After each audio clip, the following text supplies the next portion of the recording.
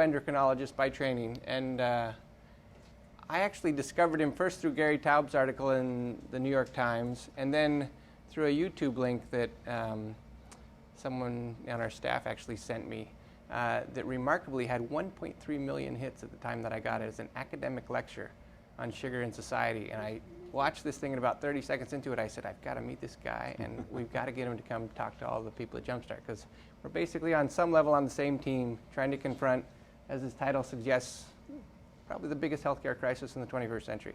So with great honor, and thank you very much for coming, I'll introduce Dr. Robert Lustig. Thank you so much, Dr. Thank you all for inviting me, for having me for this auspicious topic, which I'm sure is plaguing all of you as it is me.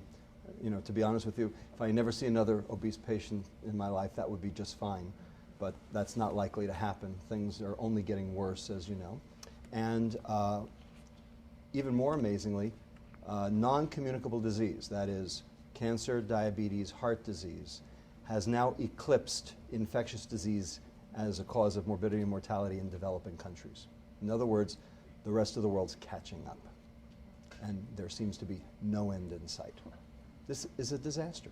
As you said, the biggest problem of the 21st century, probably the biggest problem that has ever confronted humanity, in fact.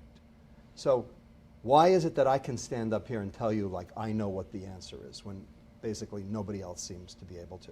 And God knows there are enough diet books out there, and they, you know, bottom line is, you know, none of them work. Or if they do work, they work for like this number of people, and you know, no one seems to be able to make it work. I'm going to try to explain exactly what I think is going on, and we'll see if you guys think so as well. Now, normally when I give a lecture, there's a whole lot of science in it because it's the biochemistry that makes the point. I'm going to very specifically reduce that amount for this talk because I know a lot of you are not physicians, but you are educators, and what I want to be able to do is I want to provide you with the information you need to be able to educate patients at their level. Okay, so I'm going to give it to you the way you can give it to them. All right? Good.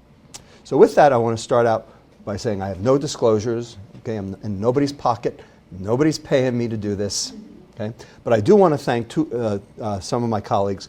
Laura Schmidt and Claire Brindis are members of the Institute for Health Policy Studies at UCSF. We just submitted 1 hour ago a paper to Lancet on this entire issue on global policy and what needs to change in developing countries for the World Health Organization.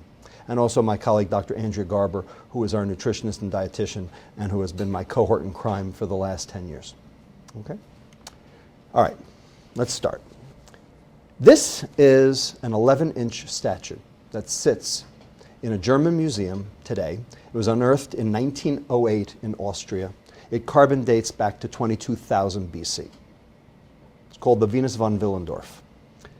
Okay? And what it shows is that the ancients knew about obesity before they knew about McDonald's. Okay? Obesity has been around a long time. Obesity has been around as long as there have been humans. Obesity has about 60 medical diagnoses. There's a differential diagnosis for obesity when you see obesity. It's a defect in fat deposition, and there are a lot of things that can cause it. So this lady didn't get this way by eating fast food. She didn't get this way by, our, sedentary lifestyle. She didn't get this way, through any of the mechanisms you would normally associate with obesity. Okay? That's not what I'm talking about today. What we're talking about is what's happened in the last 30 years. 5% of people were always above the 95th percentile for body mass index. There's always been obesity, but what happened? How did this occur, and how did it occur so fast? Did we all just become gluttons and sloths? Well, if you read the lay press, that's what they would have you believe. I don't think that's even remotely rational. So, are we all really, fat for life? This was 10 years ago. Think anything's gotten better? It's only gotten worse, way worse. Okay, to understand obesity, you have to understand this, the first law of thermodynamics. And everyone thinks they're a physicist. Everybody thinks they get this. Okay, this is the first law. And the first law is a law. Okay? I believe in the first law. The first law is elegant. The first law is absolutely sacrosanct. If I did not believe in the first law, you would call me a whack job and have me out of here so fast it would make your head spin. Okay? This is the first law. The total energy inside a closed system remains constant. This is correct. Okay? But, like all laws, the Supreme Court knows they're subject to interpretation. And there are two interpretations of this law. Okay? The one you learned, the one I learned, is the following. If you eat it, you better burn it, or you're going to store it. Right? That's what you learned. That's what everyone believes. That's what I don't believe. I think this is the mistake. I think this is how we got into this mess, by thinking that this was the interpretation of the first law. If you believe this, then obesity is the result of two behaviors. So the weight gain is secondary to gluttony and sloth. Two behaviors, two aberrant behaviors come first, and the weight gain comes second. And indeed, the government says that, and the insurance companies say that, and there's a reason why they say that. Because if they didn't say that, then they'd have to pay for it. Because if they say it's behavior, then it's your fault. And if it's your fault, we're not going to pay. And then it's easy. Everybody got it? So, you've been fed a crock of you-know-what, because it fits their purposes to do so. So, if that's the case, then this is the dogma. A calorie is a calorie. Doesn't matter where the calories come from. You can eat enough celery, or you can eat enough cheesecake. Okay? You can walk it off, or you can run it off. But the bottom line is, if a calorie is a calorie, then it's you eat too much, you exercise too little, in which case the corollaries are that this is something you chose, it's free will, right? You get to choose what you put in your mouth, but do you? Do you really? People say, oh, Lustig, he's just a social engineer, he's just trying to social engineer everything. We've already been social engineered. I'm trying to undo it. Okay? When you think about it, well, what's in the store? Personal responsibility, right? You get to choose. You know what? Some people don't get to choose. I'm going to talk about that. And a lot of your patients don't get to choose. Gluttony and sloth, diet and exercise. That's what comes of a calorie is a calorie. So what I have to basically say is that really true? Is that premise, that dogma, correct? So are we really just in the middle of a caloric bacchanalia? Wait, this is not right. Hold on. That's better. Okay. 187 calories up in men per day. 335 calories up in women per day. 275 calories up in teen boys per day. We are all eating more. No argument. I agree. We are all eating more. The question is, why? Why are we all eating more? We have a hormone in our fat cells called leptin. Anybody heard of it? Okay? Everybody's heard of leptin now. 5 years ago, people would have said, oh, I never heard of that. Everybody knows what leptin is now. So leptin is this hormone that goes from your fat cell to your brain and tells you, you know what, you had enough. And you can burn energy at a normal rate and feel good. When leptin works, you're not obese. Because that's the definition of not being obese, is that your leptin's working. But if your leptin doesn't work, then your brain thinks you're starving. In which case you're going to eat more because you don't get the leptin signal. So anything that interferes with the leptin signal is going to drive obesity. So the fact that we're eating more doesn't answer the question of whether or not that's cause or effect. Yes, we're all eating more. The question is, why are we eating more? What's wrong with our leptin? Why does it not work anymore? And what happened in the last 30 years to make it not work? That's a very different question. Okay? So you'd say, well, here's the reason right here, okay? The evolution of fast food. Here's the original White Castle hamburger, 210 calories. Here's Bob's Big Boy over here at 618 calories. And in the midst of the obesity epidemic, Hardee's had the temerity to offer us the thick burger at 1,420 calories. And of course, Carl's Jr. has the $6 burger at 2,000 calories. That's the whole day's allotment right there. And you say, so there it is. It's over, right? That's what it's all about, right? Maybe. Or is it just an activity famine? So this is a measure of physical activity over here on the y-axis, and this is age from 9 up to 19, and this is white girls, and this is black girls.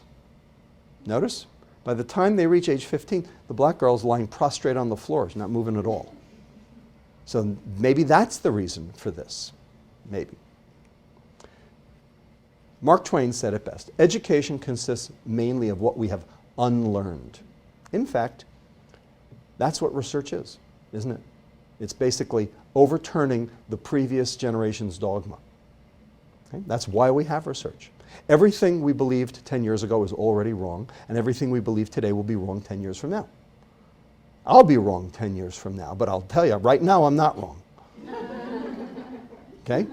All right? So my job is to unlearn you, and that's what I'm going to try to do over the course of the next hour.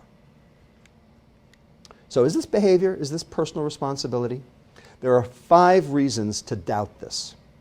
Here's the first reason. No child chooses to be obese. The quality of life of an obese child is the same as a child on cancer chemotherapy. You think any child goes out and says, I think I'll go out and be obese today? Now, maybe some adults want to be obese. I don't know.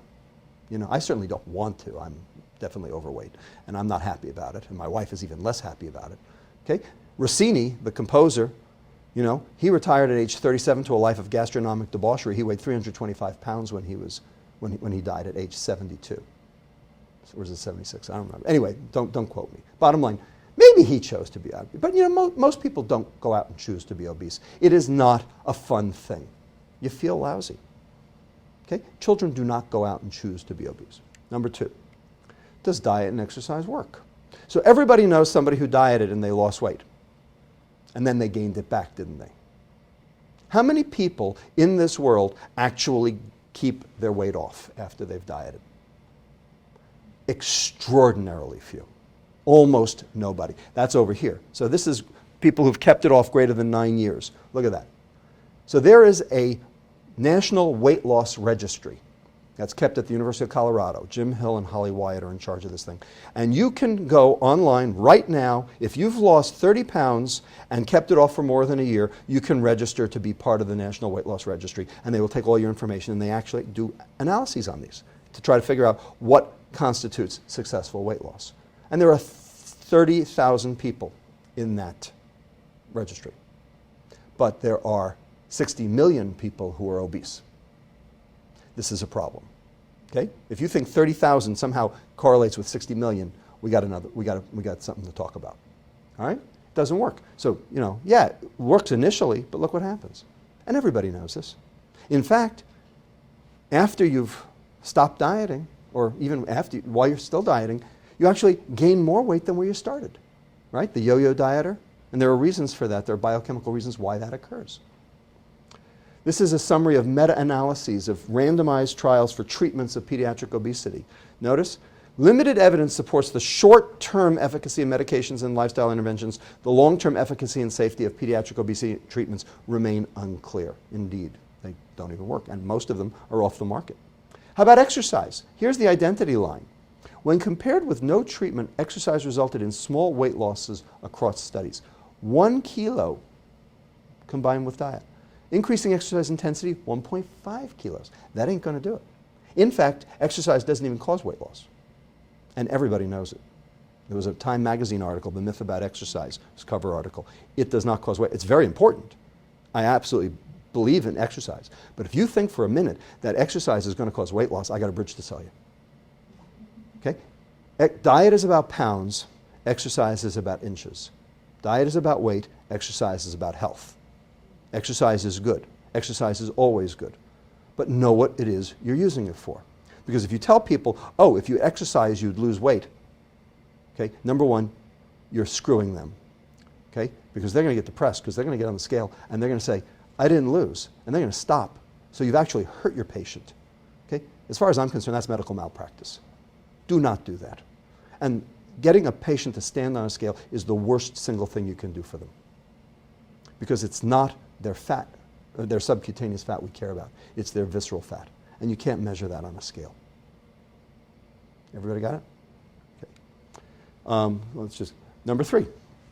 This isn't just about America. As I told you, developing countries now. This isn't about the UK, it's not about Australia. Everywhere. Everywhere. I just came back from Singapore and Kuala Lumpur. They got a disaster. The highest prevalence of type 2 diabetes in the world in Malaysia. Okay? Malaysia. Okay? Saudi Arabia. You name it. It doesn't matter where. It's going on the whole world. So how do you explain that? Are these all now just gluttons and sloths? The Japanese were beating the pants off us. Now they're doing bariatric surgery at Tokyo Children's. You want to say that they're gluttons and sloths? Give me a break. Maybe Americans, maybe we're gluttons and sloths, but they're not. But that's what's happening. Number 4, the poor are disproportionately affected. Now, if you go to the Excelsior or the Bayview right now, there is no grocery store. There is no grocery store. There are convenience stores where they sell liquor and they sell processed food, but there's no grocery store. And they can't afford the price of fruits and vegetables. They can't afford the price of a salad. So if you don't have access, that means you don't have a choice. And if you don't have a choice, how can it be personal responsibility? So we all say, oh yeah, the minorities, they do it to themselves. But that's what's available. And Michael Pollan said it very nicely in his book, The Omnivore's Dilemma. If you have $1 for food, what are you going to buy? 200 calories in carrots or 1,200 calories in potato chips? Now, is that really a choice? Is that really appropriate? Is that really personal responsibility? And finally, 5, the kicker, the killer, the slam dunk, the in your face. We have an epidemic of obese 6-month-olds. They do not diet and exercise. So any hypothesis you want to proffer to me about the cause of obesity has to take this into account. You can't do it. So you here, and whoever's watching, need to just get off it, okay? And recognize that what you've been fed for the last however many years is a crock of you-know-what. And let's rethink this issue completely from the scratch, from the start, okay? Leave all your baggage at the door and let's investigate what's really going on. Are you with me? Or does anybody want to fight me now? Okay. Here's why. This is the definition of behavior. You want obesity to be about behavior, right? Well, here's the definition. A stereotyped motor response to a physiological stimulus. So let's take that apart. Stereotype, same each time. So yes, eating is a behavior because it looks the same every time you do it. Motor, muscles have to move. A thought is not a behavior. And then finally, most important, physiological. All behaviors have a physiological basis. All of them. When we talk about behavior, what we're talking about is the cognitive inhibition on that physiological process. But that physiological process is going on 24/7, 365. Do you really think you can apply cognitive inhibition on something that's biochemically based, that's there all the time? Impossible. Can't be done. Point is, behavior always has a biochemical basis. Okay? And the physicians in the room will identify with this. Okay? Dr. Bork, you see a patient who drinks 10 gallons of water a day and urinates 10 gallons of water a day. What's the patient got? Diabetes insipidus, exactly right. Could the patient have psychogenic water drinking? What are the chances? No. Okay? 1 psychogenic water drinker for every 199 diabetes insipidus patients. You saw or heard about a behavior and you immediately inferred the biochemistry. Okay? What's your name again? Conrad. Okay. You see a 25-year-old who falls asleep in his soup. What's he got? What is he? What's he got? Narcolepsy? Yeah, narcolepsy. It's a defect in orexins in the midbrain. Schizophrenia, for 100 years, was a behavioral disorder. We now know it's a defect in dopamine neurotransmission. Point is, when you get right at it, all behaviors have a biochemical basis. We may not be smart enough to know what that is, but they all do. And what we talk about behavior, we're talking about the supratentorial or cognitive or brain inhibition on a physiologic process, which you can't do. Okay? If I told a patient with DI not to drink, how long do you think they could do it for? About 5 minutes? Yeah, okay. You get the idea. Okay? So what I'm interested in is, what are the biochemical underpinnings of gluttony and sloth? What makes that happen? How can you turn anyone into a glutton and a sloth? And I'll tell you right now, the answer, one word: insulin. Insulin does it. And I'll show you how it works. What's your name? Maya. Okay? Maya's nice and thin. Okay? I don't mean to pick on you. Okay? You eat 2,000 calories a day, you burn 2,000 calories a day, you feel good. Normal day. Are you going to gain weight, lose weight, or stay the same? Stay the same. Right, because you burn what you eat, there's nothing to store. Fine. Now let's do a little experiment. I'm going to put an IV in your arm, tape it down in your vein, okay? And I'm going to follow you around. And every time you reach for food during the day, I'm going to pump you full of extra insulin that you didn't want or need. I'm going to over-insulinize you. Got it? So this is the new Maya. She wakes up in the morning. She starts out the day eating 2,000 calories just like before. But now, because of the excess insulin I'm pumping her full of, 500 of those 2,000 calories straight to fat. Like what the IRS does to your paycheck. Gone before you have a chance to spend it, gone before you had a chance to burn it, Maya. Okay? You are now 500 calories heavier. If you got on the scale, you would weigh 1/7 of a pound more. And I did it to you. Now, you ate 2,000, but you lost 500 to your fat. So how many calories do you have left to burn? 1,500. But your body wants to burn 2,000 because that's where it feels good. And how many calories you burn and how good you feel are synonymous. They are the same. They are identical. Things that make your energy expenditure go up make you feel good, like ephedrine's off the market, caffeine, exercise. Things that make your energy expenditure go down make you feel lousy, like hypothyroidism, starvation. So you only have 1,500 to burn, and your body wants to burn 2,000. So what do we call your body? What do we call the state where your body has fewer calories than it wants to burn? It's called, I just said it, starvation. So how do you feel when you're starved? Crappy, tired, slothy, sit on the couch, don't want to do anything, don't want to exercise, maybe play video games, and of course hungry. So in a world of free access to food, which we all live in, what's Maya going to do? You know, eat back the 500, right? So now she's eating 2,500 instead of 2,000, except, haha, I'm still pumping her full of insulin. So there go another 100 off the top, straight to fat. Now you're 600 calories heavier, you're only up to 1,900 to burn. So you still don't feel great. So you go to Dr. Bork and say, you know, every time I get on the scale I weigh more and I don't understand it, I don't even feel good. What's going on with me? And he says, look at your behaviors. You're a glutton and a sloth. And guess what? You are now. But it's not because you chose to, it's not because you want to, it's because you have to. It's a biochemical drive set up by the insulin I pumped you full of. Insulin makes you gain weight and makes you feel lousy.